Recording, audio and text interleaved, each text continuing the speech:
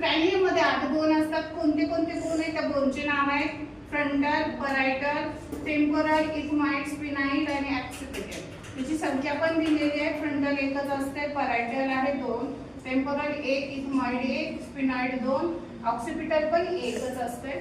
Facial bone आपले total 14 आहेत. लॅक्रिमल म्हणजे डोळ्याखालचा जो बोन आहे त्याला लॅक्रिमल म्हणतात. इन्फिरियर नेझल कॉन्के हा नाकाचा बोन आहे त्याला इन्फिरियर नेझल कॉन्के म्हणतोय आपण.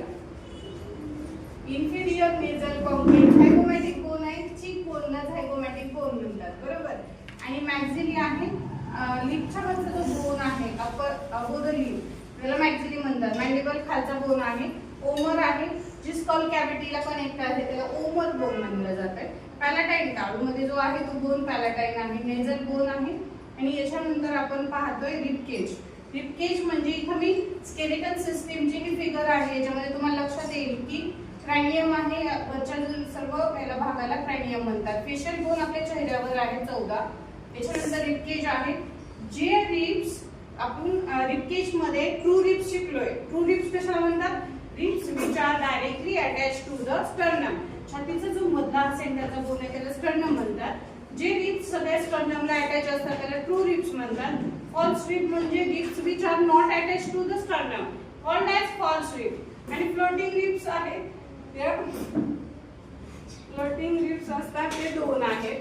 तर ट्रू रिब्स 7 आणि फ्लोटिंग रिब्स 3 आणि 7 आपल्या ट्रू रिब्स आहेत आणि 3 8 9 10 आहे फॉल्स रिब्स आहेत आणि फ्लोटिंग रिब्स आहेत 2.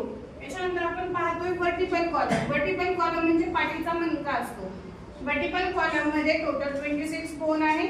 सर्वाइकल वर्टिब्री इथं फिगर मध्ये आहे 1 2 3 4 5 6 7. टोटल सर्वाइकल वर्टिब्री मध्ये 7 बोन असतात. थोरॅसिक वर्टिब्री एक्झॅक्ट रिबकेजच्या मागच्या बाजूला असतात त्याला थोरॅसिक वर्टिब्री म्हणतात. त्याच्यात 12 बोन्स आहेत.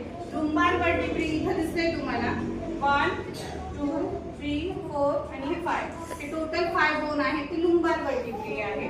त्याच्यानंतर सॅक्रम आणि कोकिक्स आहे. इथला जो बोन आहे ते सॅक्रम आहे. खालचं कोकिक्स किंवा टेरी बोन म्हणलं जातं त्याला.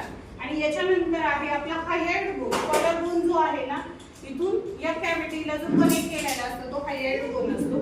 याच्यानंतर आपण पाहतोय कानामध्ये. एका कानामध्ये 3 बोन असतात. एका कानामध्ये 3 बोन असतात. इयर ऑसिकल, मॅलियस इंकस आणि स्टेप्स म्हटलं जातं त्याला.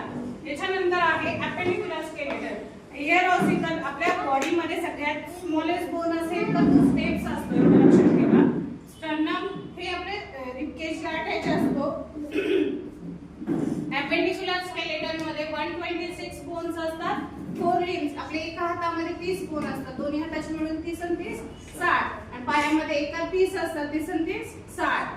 60 आणि 60 120. आणि जॉइंट्स मध्ये 6 बोन असे टोटल किती झाले 126 बोन आपण अपेंडिक्युलर स्केलेटन मध्ये पाहता. त्याचे नाव काय आहे? ह्युमरस. इथून एवढा जो बोन पाहताय तुम्ही त्याला ह्युमरस म्हणतात. रेडियस आल्ना आपल्या हातामध्ये इथं जो असतो तो रेडियस आल्ना आहे. आणि याच्यानंतर आहे कार्पल्स. आपल्या मनगटामध्ये जे बोन्स असतात ते कार्पल्स 8 असतात.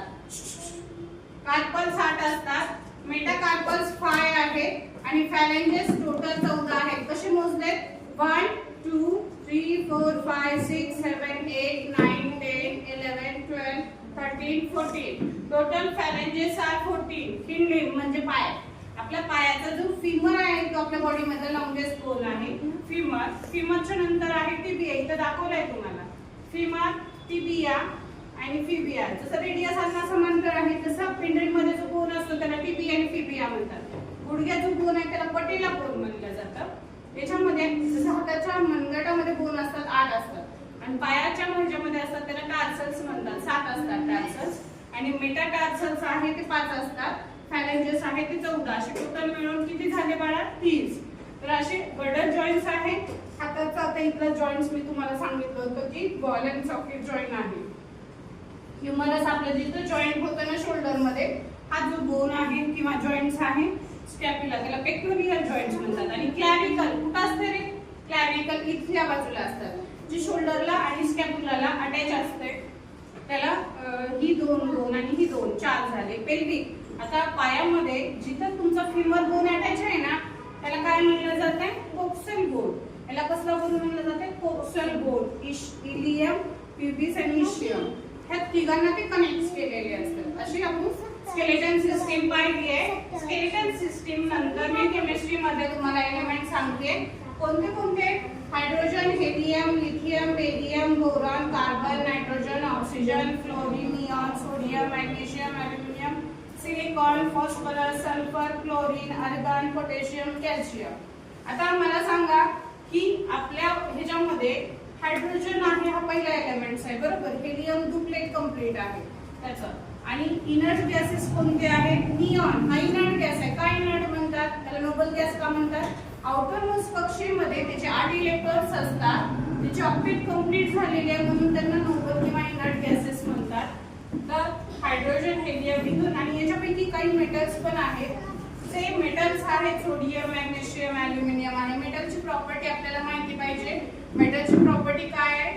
त्याचा हाय मेल्टिंग आणि बॉइलिंग पॉइंट्स असतो. It can create the sonority और create the sound and as well as it have the luster property.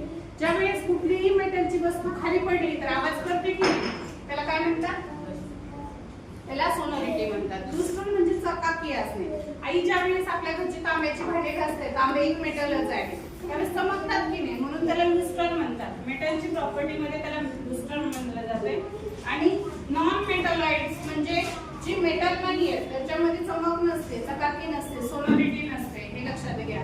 Periodic table मधले जे हे एलिमेंट्स आहेत सगळे आपल्याला सगळे एलिमेंट्स पाठ करण्यासाठी इथे पण ट्रिक आहे तुम्हाला. सोडियम पासून